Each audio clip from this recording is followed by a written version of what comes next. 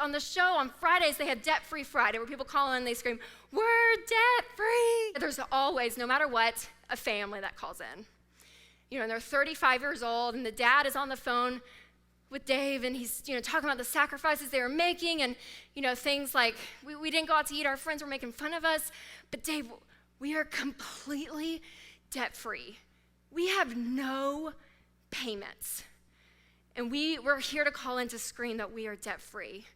And so dad will say, "Okay, well, who's on the phone with you?" And he'll say, "It's my wife and my 3 little kids. I have a 1-year-old daughter, a 3-year-old daughter, and a 7-year-old son, and we're here together as a family. We did this as a family, and we want to celebrate right now." And dad will say, "Okay, count it down." And they'll say 3, 2, 1. And this whole little family, these little voices in the background come up and they scream, "We're debt-free." And every time I hear that, I get emotional because I think I was that little girl.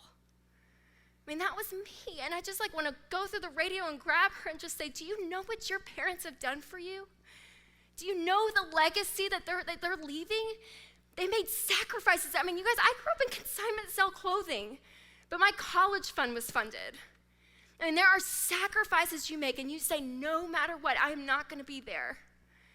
And so that is the power of the legacy that you get to change with this one statement. Because now I will never know what it means to be slave to the lender. Not because I'm Dave Ramsey's daughter, you guys, but because I was taught this.